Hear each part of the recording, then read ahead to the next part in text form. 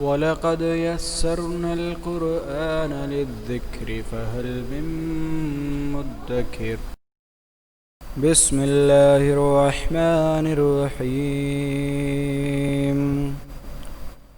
ألم تر كيف فعل ربك بأصحاب الفيل